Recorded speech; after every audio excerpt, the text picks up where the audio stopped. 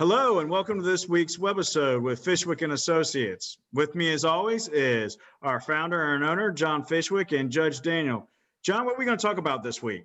Thought we'd talk a little bit about criminal law, Zach, and kind of some of the procedures there. We do a lot of criminal cases. As you know, you and I worked together when I was the U.S. attorney, the chief federal law enforcement officer in this part of the state, but we defend a lot of people with a lot of different cases. You're our investigator. You help us get the details, the forensic evidence, the witness interviews to hopefully get our clients off, exonerated from the accusations or get a lesser charge.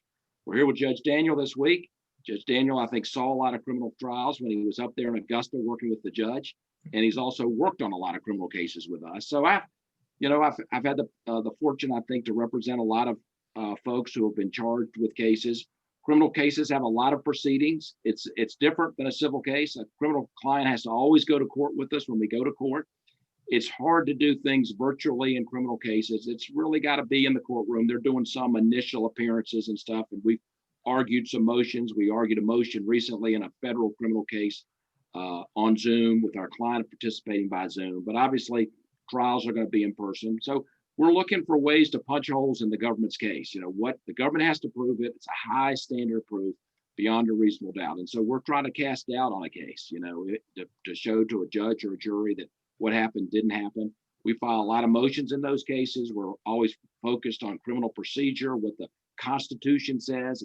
Everybody's focusing on the Constitution this week with Judge Barrett talking to her about her opinions on things. But the Constitution and criminal procedure have a lot to do with whether somebody's found guilty or innocent in a criminal case. So we do from soup to nuts, as you say, Zach. We kind of cover the waterfront on criminal cases, but we do fairly serious criminal cases with a lot at stake, and a lot on the line for our clients. And they usually bring us in because folks tend to bring us into serious matters where they really need somebody to kind of come in and crunch time and help them out. Now, Daniel, I know you've seen a lot of motions argued and you've helped argue some motions. Why don't you tell our viewers a little bit about some of the procedures that happen in court pre-trial? Maybe it's a motion to suppress, it's motion to dismiss an indictment, some of the things that you've worked on that we look for to try to win our client's case. Right. So oftentimes, ultimately, any criminal case is going to be decided by a jury, but before the jury gets to hear the evidence, the court will deal with lots of pretrial motions, as you mentioned, and the big one is a motion to suppress evidence. Now, there are often times where the prosecutor will try to use evidence that we think is either not relevant or was obtained in violation of our client's constitutional rights. In those cases, you can file what's called a motion to suppress, which means if the court grants the motion, the prosecution can't use that evidence in the trial. The jury won't be able to see that evidence, which can often be harmful, but that's really the only way to guarantee these constitutional rights. Yeah, so we spend a lot of time pre-trial looking at those sorts of motions. We file them often. We think they're important. I think judges expect us to file them. Our clients expect them to file them, and probably even the prosecutor does. They've had cases with us before. They know that we leave no stone unturned. And so that's a big part of the practice. Filing that motion is to try to reduce the evidence so we kind of know what's going to happen at the trial. And if there's some constitutional right that's been violated of our clients, obviously we jump on that. So Zach, you have a lot of familiarity with these cases. Obviously, you've been in law enforcement, you've been in the U.S. Attorney's Office, which is law enforcement, and then you've been on the other side of those cases since you started working with us. So you've seen it from all perspectives. What would you like to share with our viewers on this topic? I have, and I guess really what I would just say is, speaking specifically for Fishwick and Associates, we go about each individual case just like we would when I was in law enforcement. We review every bit of evidence. We run our own, as you say, soup to nuts, parallel investigation from the time we get the case and we have an initial consultation.